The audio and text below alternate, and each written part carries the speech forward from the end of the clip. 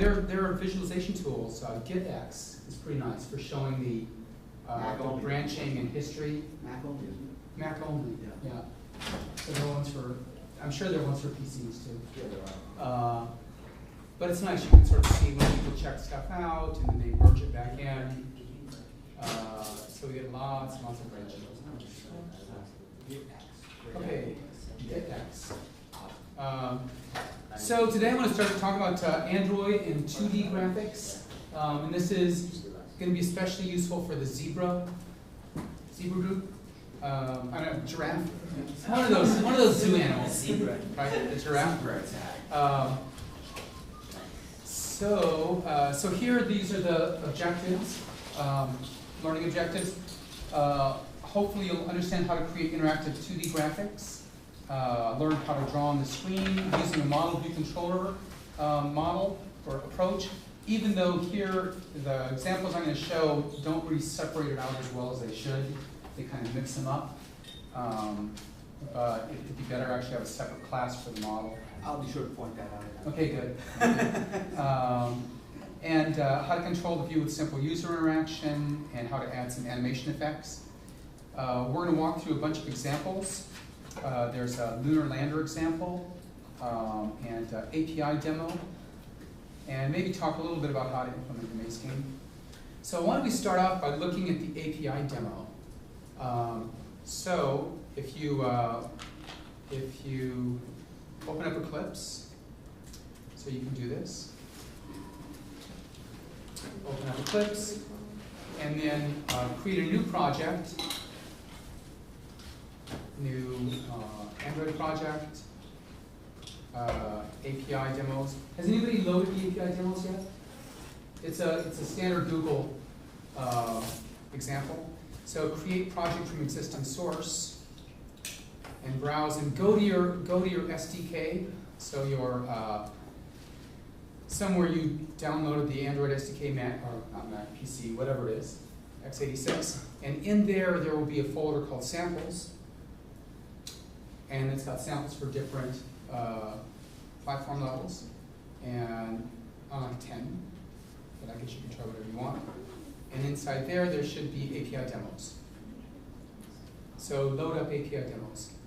Open. Sorry, which one do you want? 10 is what I'm using. If you've got an emulator at level 10, it would be good. Okay, so it's the Android SDK Mac, or not, whatever is the SDK. So let's see, that's here. Oops. And then go into samples, and any of these. I think the emulator we have installed right now is 8. 8? From the previous homeworks. Okay, well you can do the 8 one. Okay. You want? Whichever emulator you have, load in that level. API demos? What's that? API demos? API demos. Yep. Got it. And then open that? Yep. So open it. What's the project name? What's that? What's the project name? Whatever. API demos. You can call it API demos. It won't let me create projects from existing samples. It won't let you create the project? Yeah, it's the samples, please select project, and it's So did you do, so did you go back here, create project from existing source? it won't let me do that. You did this, and you clicked on the browse. Not that Oh one. wait, it's from existing source, not existing sample. Got it, okay, From sorry. existing source. I think it didn't. Right? That's strange though, because existing sample would be logical because it's in a sample folder. Yeah, I also did the 2.33 Google APIs, and I made an emulator for that. But let's see if it works. Android 8? So I did it with level 10, but whatever you have an emulator for. Okay, keep moving there. Okay, oops. So samples, Android 10, and then API demos, and then Where did you get the API? What's that? When you get it? That's the one, where do you get it? Yeah. It's in the, when you download the SDK, Uh-huh. right, it should be, in the SDK, there's a folder called samples. Oh, so we're just gonna use the sample. Yeah, and then go, so, but do create project from existing source. This one doesn't seem to be working. Alright. Professor, I think Yeah. for some reason the finish button isn't really available. The what? Yep, did you choose a build target? Did you choose a build target? Yeah. Which one? Google APIs. Yeah, and did you might have to create that, emulator. File, Android, Resolution It's should just be a bunch of manual and then you do, oh, for the 8? Yeah. And then what does it say? File, Android manifest.xml not found in samples. Or maybe try the other one, try 10. Could you make your? See if, let me make one. Oh, invalid project description, why not? What's a good, Oh, overlaps, I already have it. I already did it once, so I have it over here. I called mine test one.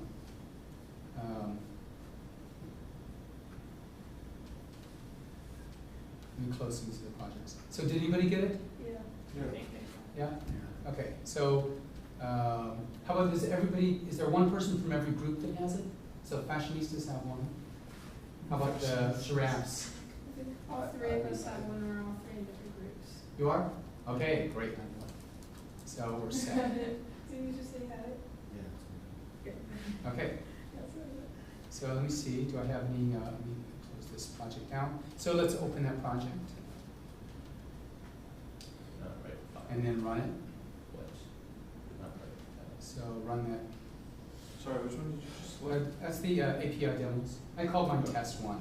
API demos. Mm-hmm. So run API demos. Oh, access.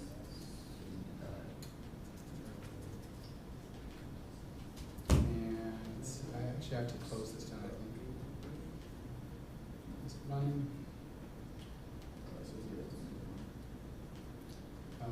Run.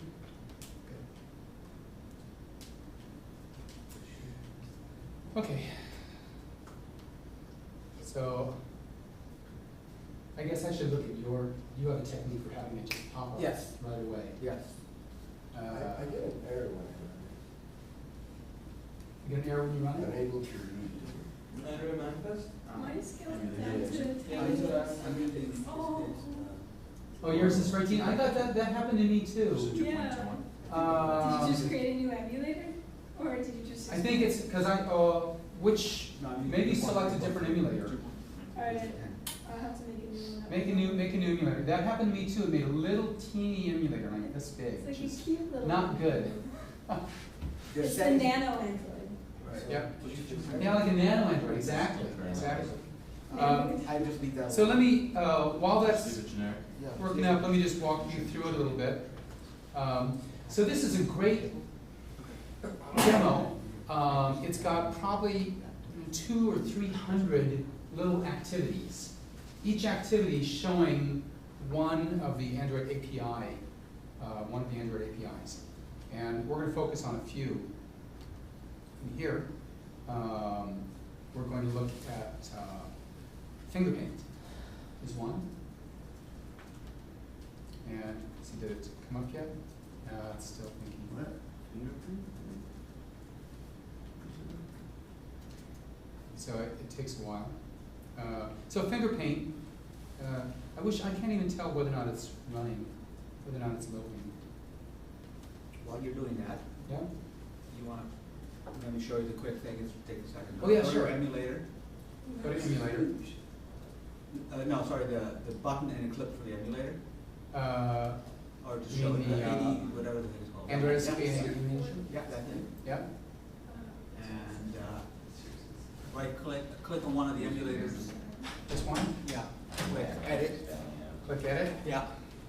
Okay. And choose that enable, snapshot enable, Snapshot enable. and change the device RAM size to that. I created a new one using the Google API. I don't remember what I did. Yeah? That's I it? did. And that's it? Yeah. Okay, good. So this, then it will, Next time it started. and then click, then I'm done, right? Yeah. Just close it? Yeah. I think, I mean, I don't know. Okay. That looked weird. Maybe this was fun, but that's, those two step to it. maybe it's running. So maybe I'll, let's see. Maybe I'll shut it down and start it up now that it's, well, let's look at it again. So what you said is you go, you select one, you click on edit. Ah, it didn't. Yeah. Enable it, and then set the device RAM size. Not that, no, at the bottom. Oh, the Hardware, bottom. to 1024. Device RAM size. Down, up. Yep. In there? Oh, I see. That's This one. one. That, yeah, 1024. 1024. Yeah. Okay. I think edit means save, strangely enough. Edit means save. That's pretty funny. Yeah. Okay, so so maybe I'll kill that one and restart it now. So here, start that, and Just leave that. That's why you got an analog. Take this as okay. So that one should be start. Hey, is that what you got? No? I like it. Too little. Did you change something to go back when you started? Because there's a thing that says the size of this. No, that's not even. Please contact. Now it won't even start. I think mine just froze. That's fine. Yeah, I'd like to change the size. My Maybe ankle easier weights. to just like drag it into our Android device and then run it through that. Oh yes, you could do that. Yeah, maybe do that. That might be better. Just select your device. So so let me walk through the code and talk a little bit about it. And I wish I could demonstrate it. One more try. See, oh, so it's not even there, huh? Emulators. Okay, the emulators gone. So let's try it Exit again. Eclipse just to be safe, I would say. So one more try. Android SDK DB Manager.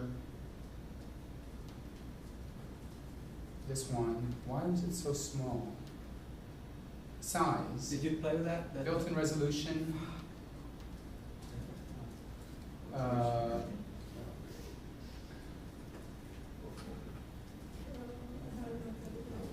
100 million bytes. So, and this was 1024 RAM size? Yeah. And what 1024. was it, built, the WGA, was that gonna be, it was just a mini of the thing, it wasn't like it was. Yeah, Like this. got it. And then, good. You click that one, and start. Okay, scale display to real size. Yeah, get rid of that. Get rid of that. Wipe user data, save the snapshot, launch from snapshot. Launch. Okay, it was probably that real size thing, so we got rid of that. Okay, and then over here, then I can do this one and have it run. So, run. No, not finger paint, I want to run the whole thing. Oops, it doesn't matter. Test one, run. Have you been trying to run it on the latest remote APIs 2.3310? That one's not working for me nicely. Yeah, It's working for me perfect. works for you? Yeah, on the first try now. How about on the device? So we'll see if it's, so the basic idea is you can move your finger here and it will draw kind of a thick line. Okay, is yours working? Did you, let me see. Ooh, I was using Lunar Lander. Oh, Lunar Lander? Okay. So it's just like finger painting. You put your finger on it, you draw it, it draws like a thick line. And then there are some menus where you could say you want to have it embossed or have a different kind of smudge view.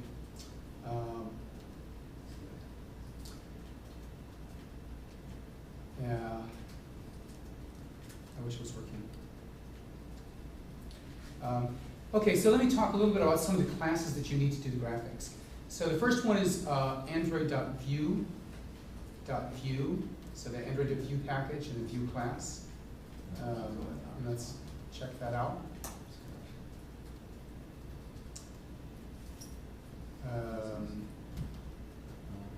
There we go. Okay. So the idea behind the view class is that here it says it's the basic building block for user interface components. It occupies a rectangular area on the screen and is responsible for drawing and event handling. So it's the base class. The view group is the subclass, is the base class for layouts. So, so the idea behind a view is you've got your screen, you have some kind of a view, and the view can contain subviews, which can contain themselves subviews, which can contain subviews like this. So the structure of a view is you have a tree. You start up here, this is the main one, A, and then there's another one, B, and then this has C, D, and E, 3 subviews, C, D, and E. And then C has got 3 subviews, C1, C2, C3, and C1 has got a subview, C4, something like that. Right? And likewise, D and E, they don't have subviews. So you actually have, each one of these corresponds to a rectangular area of the screen. They, a view is either entirely contained in another view or separate from it. When the Android program is running, the code can, in any one of these, can tell, has methods for accepting events. So if the mouse is moving, if you have a mouse moving over this, this big view, every time it goes over one of the small views, the operating system calls the appropriate method to handle that action. Likewise, when you click, or if you're using the trackball, or whatever kind of user input event is occurring, the operating system will channel it down to the particular view, the smallest view that it contains. And that view, if it wants, can pass it up to the previous views. What happens is the code running each of these views can also validate either the whole view or a subset of the view. If it invalidates it, that tells the operating system to redraw the whole view. And the way it redraws the view is it's a multi-pass one. First one, it goes down, traverses the tree, and finds out how big each of these views is supposed to be. And once it knows how big they're supposed to be, it goes down, it goes through again and does a layout. It puts them in the proper position, and then it goes through and draws from the top down, so that the biggest ones first and the little ones, and eventually the smaller ones get drawn on top. So I'm not going to go into too much detail on views, but it's good to sort of have the big view that every time you're creating some kind of a user interface, you have just this tree of views. Okay, any questions on that? Tree of views? Okay. Let's go back here. There's also something called a drawable. So let's look at that. The drawable class. I guess I should have made those all linked. And let me see if my still didn't start up.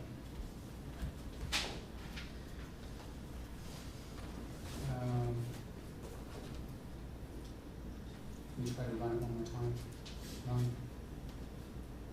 Launching a new emulator. Oh, cache image is used by another emulator aborting. You have, you have 2 emulators. I would exit Eclipse if you want to, you know, I think that's a good idea. exit Eclipse and then. Get rid of the emulator, Get rid of all emulator, this and emulator, put look at the Eclipse. process manager, see if these are running that are not. Yeah. Mine is working. Yours is working for the API demos? Yeah. Are we supposed to import the API demos, like the whole folder as Yep. one project? Yep. Oh. Yeah, it's a huge project, and it's nice because it's got code. Basically, it's got hundreds of activities, each of which is a code snippet that you can use for your own project. And that's the activity. Actually, I want each of the groups to look over, spend 10 minutes or so looking at the API demos to see if there are particular activities that you could use. Okay, so let me start off Eclipse again. And emulator. Oh, the emulator is still there. Kill it. Kill it. Yep. Destroy it. Extreme prejudice. Yep. I don't know if this would help, but Pito said to change the, was it the RAM size? Yeah, but I think he did that. I did. Oh, okay. Force quit, emulator doesn't even appear on my force quit. How do you? Is it on? Oh no, it's gone now, good. Okay, Can't save the file for one so I can. can start up Eclipse again, and then I can start up the emulator again. This one, start, You're running an emulator where we haven't been running. The Google API one, whatever that Yep. is. and don't scale the display to real size, launch, start an emulator. Great, get started, and then go to the API and run it. Proper I just run. size. And on this one, yes, run it on there. So, what was the trick for your installing the .apk? Do we just drag it in to your device? Very quick to send to. Let's do it that way. Well, I can't get it to work on my emulator, so then. choose running Android, choose launch. So you choose the, oh, it's not slide out? Yeah, No, because that the, is. I'm doing it too. it's not. letting you choose. Launch cancel, unable to detect device compatibility, choose a target device. Are you running the Google API thing on purpose, for reason? What's that? You know, the Oh, well, because it was working before. Ah, I just did it this morning, it was just working, I said I'll shut it down and show everybody how it works. Just save the state of. Not a good idea, I guess. It's supposed to be here. And this one I should be able to run it, and it's not I think working. this is the thing. Uploading it, okay, there we go. I think it's Okay, see if that works. So anyway, let me go back. This one. Mine says it has And then what do I do? you wanna use my computer? Start it. Do you need any local files? Did you get it running? Yeah, it's running. API demo? Maybe I should. Yeah, Yes. not that. Let's do that. So I'll just shut this down. I mean, it's running, but it's not. Everything is always good. Thank you.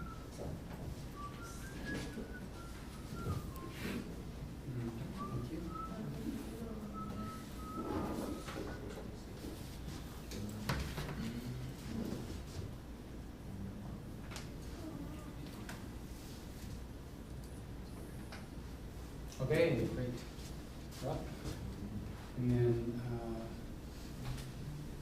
what about QuickTime? Can I do a QuickTime screen record? Yep, there it is. There you go. And file, new screen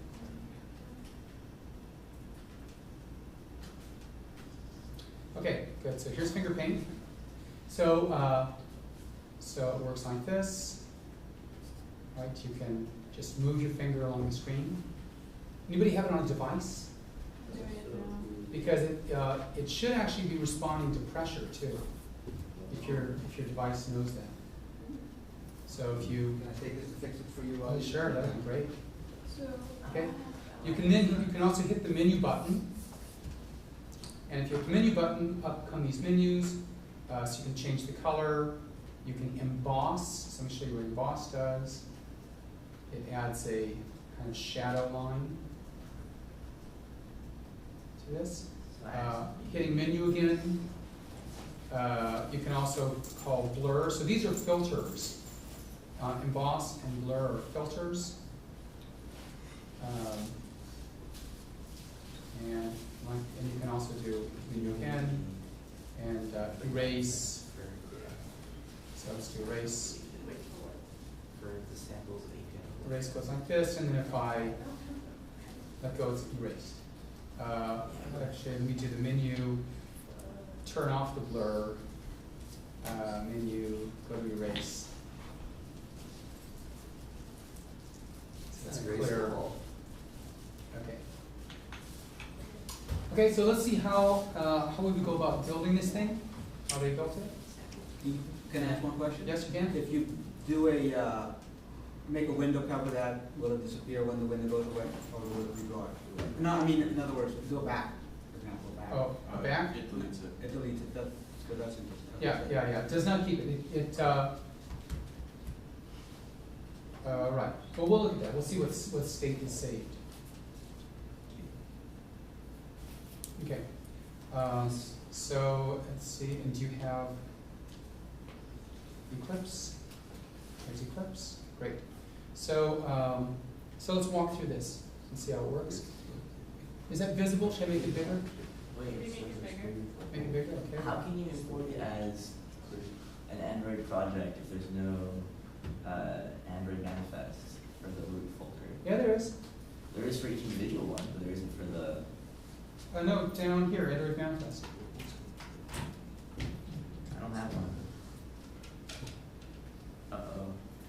Oh, it I won't work. to. Okay, let's see. I didn't get one until I, of course, selected the sample folder, the samples, API demos, I selected. Do you know how to increase the size of the Because clips? that's the Android manifest. Is it preferences? I think you have to go to preferences. You can just enlarge the screen, I guess. Oh, really? You You can't. I mean, control, And 2 fingers. control 2 fingers. Control 2 fingers? Yeah, No. control right. Oh. Yeah. Oh. Oh. Peter's got all the tricks. Oh, okay, Not, great. yeah. I don't- But then how do I move it? Control 1 finger, I think, to the edge. That's it. I'll figure it out. Control. Okay, we can try that. Fine, see if this works. Okay, so let's take a little tour of how this works. So it's FingerPaint extends graphics activity, which really could be just activity. Graphics activity is just a container class. We can look at it, but it doesn't do anything. It just extends activity. And so what do we do when we call onCreate, which is when you first call up this FingerPainter? It creates a my view, so it has an inner class, my view, and it creates a new instance of that inner class, and sets the content view to be that. So we're not using an XML defined view, we're just doing it directly. And it creates a paint object, new paint, and then sets a whole bunch of features of the paint. So paint specifies sort of the quality of the drawing, what color you're using, if you're dithering, what kind of style you're using, how it ends when you end a drawing with a thick line. Is it a round cap or a square cap? What the width of a stroke is. We also create 2 filters, the emboss and the blur filter, and you'll see how those are used later. And these are stored here in these private instance variables, mPaint, memboss, and mblur. So these are private variables, they can't be used outside, but they're visible to this inner class. So we have an inner class, not static, just a regular inner class, which will have access to these 3. Also, this class implements color picker dialog on color change, which just means it has to have this method. So later down, when you select a color, it pops up a color dialog, and the color dialog needs to know what to call when the color is changed, and it will call this thing, which will change the color. So, and that'll change the color in your paint. Yep. What would it look like if we did this through XML? I'm not sure. I'm not sure how. Yeah, I don't know if you could do it through XML, but with all the paint stuff, I don't think you can do that. Okay, so this is just to start it up and create some initial paint and filters that you need. And now the main heart of this algorithm is here in my view. So I'm going through this. So my view has 4 private variables, a bitmap, which is something that you draw on. So that's the actual the array of pixels you'll be drawing on. It has a canvas which holds the bitmap. There's a path, which is the path of your finger. And then there's a paint, which is using to paint on the bitmap. So whenever you're doing this kind of graphics, you'll need to, when you're using a canvas, to create a canvas, you have to give it a bitmap, and you create a bitmap using the static method. Create bitmap, you give it the size, and you give it what kind of bits are being stored. Yes? And what does that mean? Which one, the bitmap config argb888? It means you're using each pixel, there's 320 by 480 pixels. Each pixel will have 32 bits with an alpha channel, which means transparency, a red, green, and blue, all with 8 bits. Okay, so it's just a blank canvas? So it's a blank canvas, but it tells you sort of what is in each bit, and there are different versions of this. Okay. Right? And if you could make one, if you're not going to use alpha transparency, you could just use RGB, and if you wanted it to all fit into 16, into two bytes, I think there's a 565, red, green, blue. So 5 bits for red, 6 for green, 5 for blue. And then it fits into 16 2 bytes. Whereas this one's going to take 4 bytes. Right? And if you have a huge canvas on lots of canvases, especially on something like this, you want to conserve space. Yeah? So you're creating a bitmap that's 320 by 480. Yep. Does that mean that on any Android device that's not those dimensions, it will look strange and not cover the full screen? Well, it means this will be the initial one, but then there's an on size changed.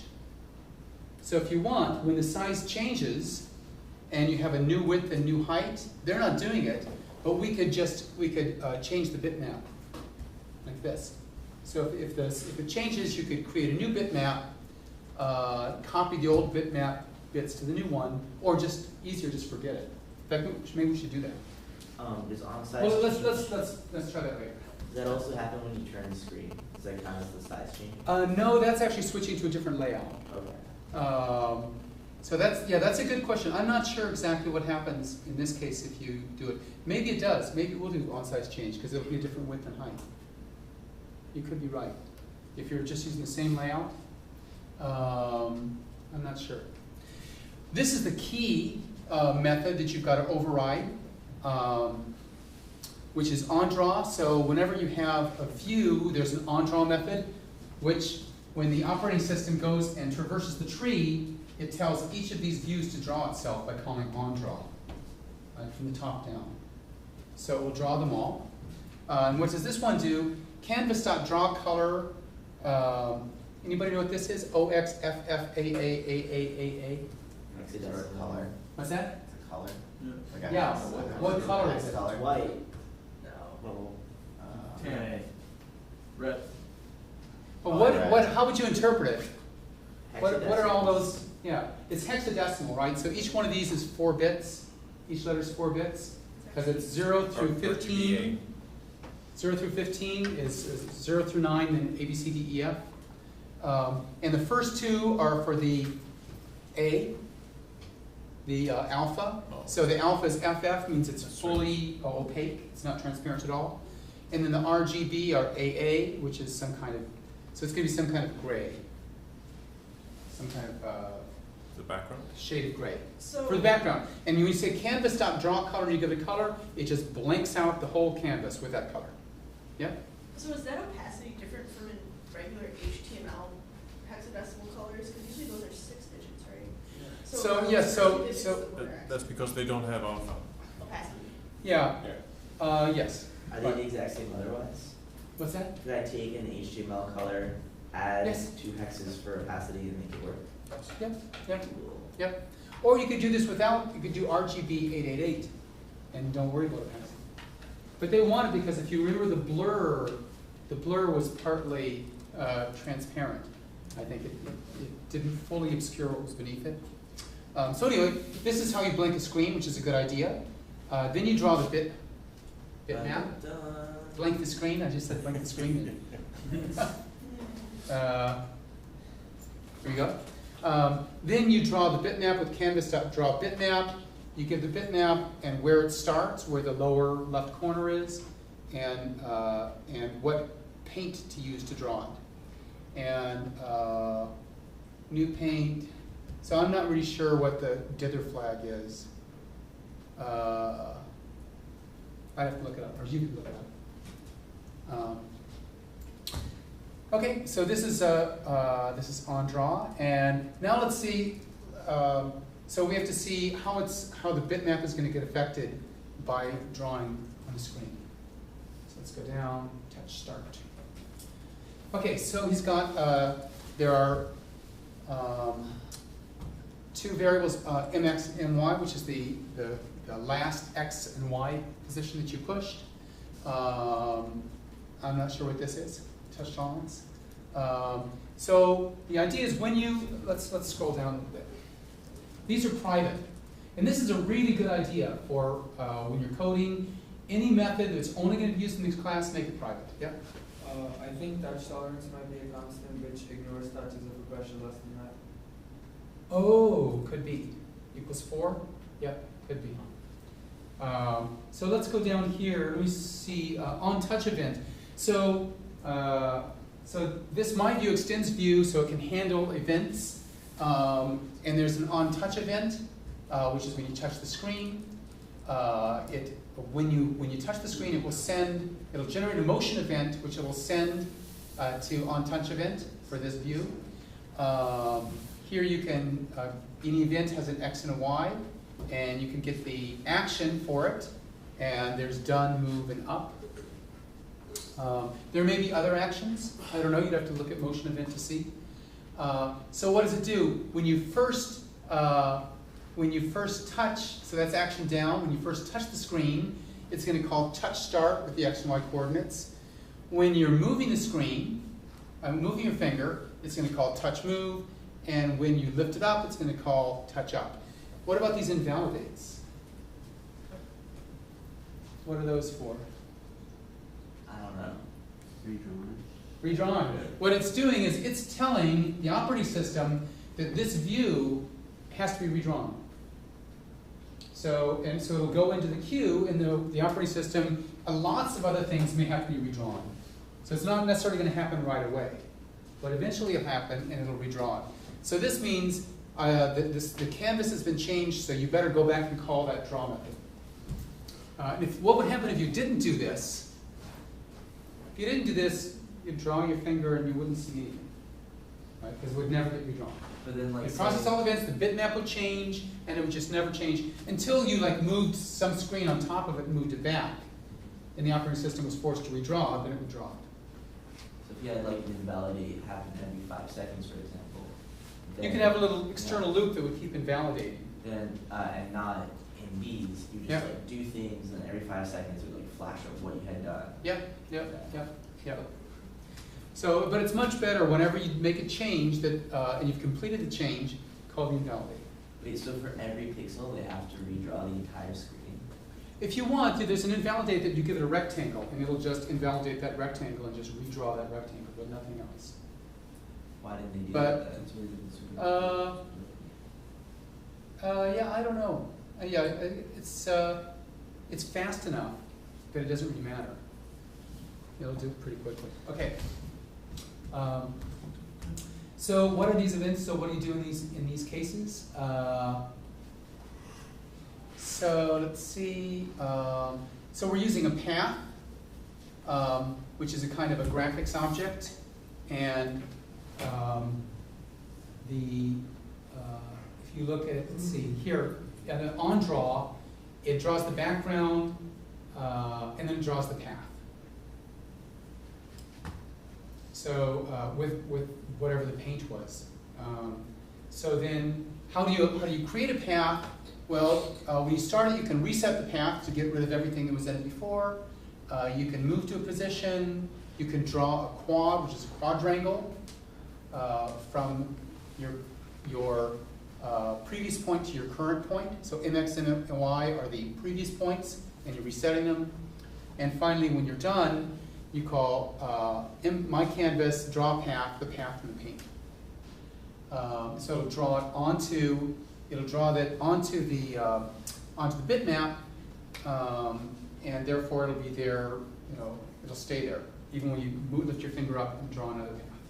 So when you're drawing a path, it will be this draw path here is for the only partly completed path. This holds all the paths that you've already drawn.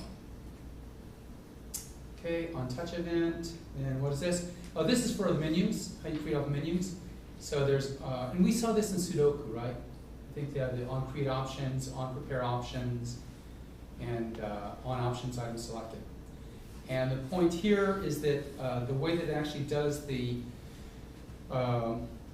adds those filters is by calling get mask filter onto the in paint and set mask filter. Okay, and I think that's it. So this is a very standard approach.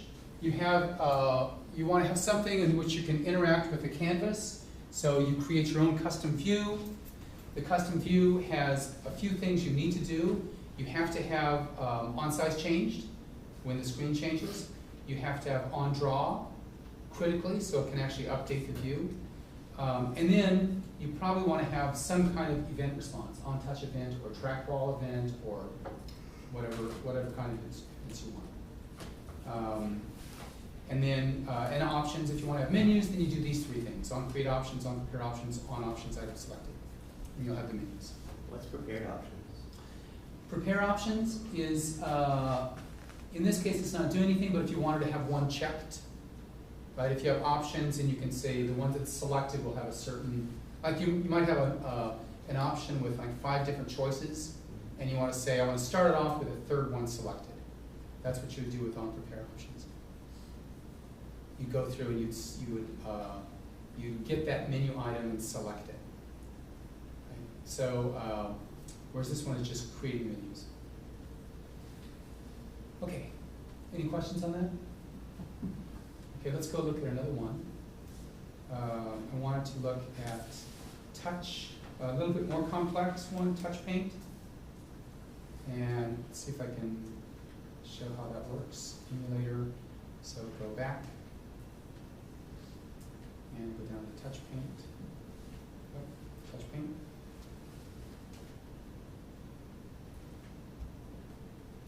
Okay, so how does this work? So here, I'm drawing, and then it fades away. Right? So you can draw, and it's just drawing dots, points, and if you let go, it fades away. You can go to the menu and clear, or go to the menu and toggle the fade feature. So now it's not going to fade. Right? And then if I go menu and hit fade, it's going to fade. So how does this work? This uses a really interesting tool called a handler. One of the properties of the code that you should be trying to follow is on these callbacks, like on create options or on the option item selected. You want it to be very quick. You want to do something and leave, because you don't want to hog the operating system. So let's go look at this touch paint. So again, it's the same idea. For on create, you create there's a my view inner class, and you invoke the constructor on it and set the content view to my view, so you're creating your own inner class. They're doing a little bit more. Here's the on create options, on prepare on options and selected, so you're creating the menus. And they're actually saving some state using a bundle, but I don't want to talk about that right now. Let's go find here's the handler. So this is what I want to look at. And let's see. So there's my handler, which is defined right here. So let's walk through this. This is a little bit tricky. So if you're fading, when you start fading, this is when you press that start fading button and move it. You call my handler remove messages. So this is a message queue, and then you send a message delayed to my handler, and the message you send is this fade message with fade delay, a certain amount of time. So you're sending a message basically saying fade, and you're giving a delay, which is some number of milliseconds, like 100 milliseconds, I think. Fade delay, yeah, 100 milliseconds. And then, what is the handler? So the handler is something where you're passing it in.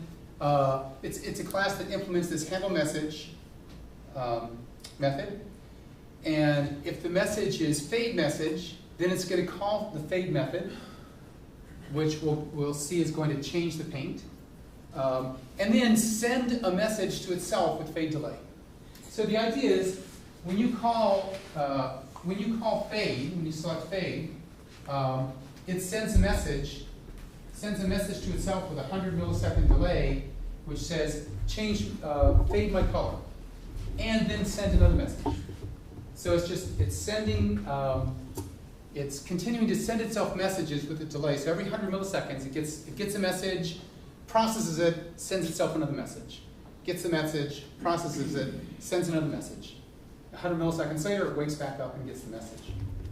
So this way, it's only taking a little bit of time. I mean, you could have tried to implement this with some kind of a loop where it's sleeping, the thread is sleeping. But then you'd be, this is a cleaner approach. When does the handler go away? Handlers never goes away. It's always there. So you're always So fading, you even draw- when it fades down to nothing. So the more things you draw, the more things you're basically adding and fading. Well, so what does it do? Let's look at mview.fade. So here's my view. So what does the fade method do? It says draw the paint with the with this, and you increase the number of fade steps. Okay. And let's see, it should be, so in Max- fade paint there's a somewhere max should be setting it steps down, I'm there. not sure where. It should be lowering the intensity. I'm really confused. I'm not seeing, what's that? So when it says private handler and handler equals new handler, Yes. then it opens up a bracket. Oh yeah. So what's going on there? Yeah. So this is a anonymous. So here it's creating a new class. I think they're called anonymous classes. So it's creating a new handler class. It's just like saying public class something or other extends handler, and then having this in the body. But instead of having to make a whole new class, you could just say, you can use this notation: new name of the class, curly brace, and then what you're overriding. So in case if you want to make an object of a particular class, On the fly. this is a way of doing it without creating your own class. So bracket means sort of extends the class. handler. Extends the class. This is the body that's going to. So this is going to create a new class, an instance of a new class, which is exactly the same as that class, except the handle message has been overridden like that. So it's a very handy way of generating classes. And this is used for callbacks, and anytime you need to pass in some kind of handler. You said it's going to create an instance of that class? Yep, that's what's new. Right? It's a new handler, a new kind of handler, but this object is going to differ from handler, and then it's going to have this overriding the handle message method. So we could have done this exactly the same way by putting in here private class my handler extends handler curly brace blah close curly brace. And then in here, saying mHandler equals new myHandler. What does like switch case default do? Okay, switch means you look at message.what. If it's a fade message, it's this. If it's anything else, it does that. Is default like a keyword? Default, yes, default's a keyword. Okay. Just like case. So in a switch, you should have a bunch of cases. Case, case, case, case. Every case should end in a break. And the very last one is default, which catches everything else. And if your switched variable didn't match any of the cases, it'll do this.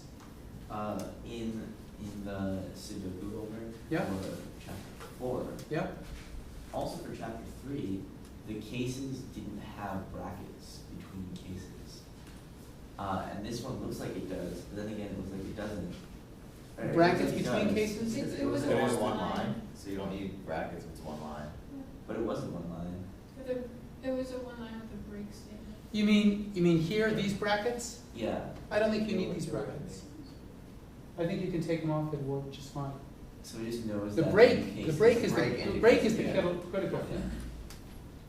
You need these brackets, this one and this one. Right. These Yeah, you need. those are just circular. These you need, these you don't. In fact, I think if you take them off, the cases will fall through if you don't have a brake. This Yeah. case will go through and just keep going down until it hits a brake. It'll go through multiple cases. But if you But it's add not- a don't brake, do you it. don't need, What's that? so if you add a brake, you don't need brackets to enclose the cases. Well, you don't know, you don't need, I don't think you need the brackets at all. That's so Let's see what weird. happens, let's just It's delete it. a conundrum of Java. But I think it's basically an old, Yeah. basically how a switch case has worked in programming languages before, and it's just like, Mhm. they kept it. Yeah, I mean, you can put it there, in a way it's nice just as documentation. This is the Yeah. beginning and the end of the case. Right. How are switch case different than common? It's just implemented maybe a little bit more efficiently. It's also easier to read. Okay? So this is an important programming construct to know, these anonymous classes. And you'll see them when you read code all the time. And it's just another way, we could have done it, as I was saying, we could have done it exactly like this, say, private class, my handler extends handle, curly brace, close curly brace, and then cut and paste this in, and paste it right in. I better not, I'm messing up your space. Oh, what? No, don't worry about that. Okay, and then here, just to equals new my handler. My handler. Get rid of that. Okay? So you could do it, this would work exactly the same way. I think. I'm a little bit hesitant to save it, because you'll have to download it again. So I'm just going to kill it and then bring it back. Can you tell them about the ternary operators? That's what I'm You, saying. you just saved it. I saved? Yeah. It's okay, I'm sorry, it's all right. We'll Okay, find out what's fine. correct. It works. Okay, yeah. It's a nasty thing. Oh, well, fine. I guess I can put it back, right? Yeah, it's a nasty thing. Yeah. So what do you want, the for ternary programmers. operators? Yeah. let's Where? talk about it. Is there a ternary operator? There is in Java. A question mark. Yeah, the question mark colon. Yeah, it's really Test strong. question mark A colon B. Evaluates the test. If it's true, it returns A, otherwise returns B. That's an expression. Okay, so we have 2 minutes. See, is there anything else I want to show with this?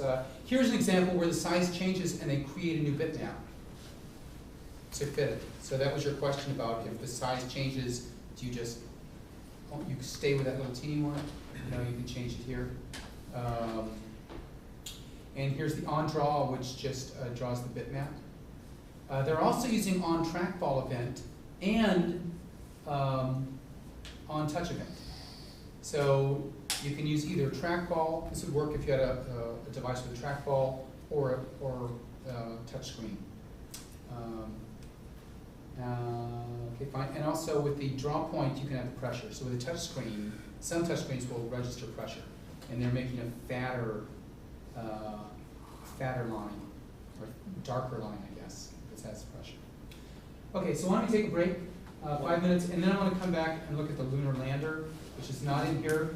Actually, have you guys sort of look through these.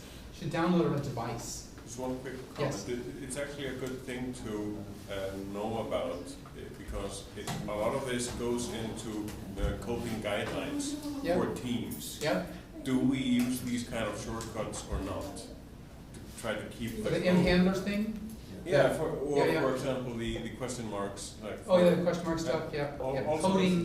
coding guidelines for teams. We code the same. We use the same gimmicks and such. Yeah. Okay, so why don't we break until quarter after?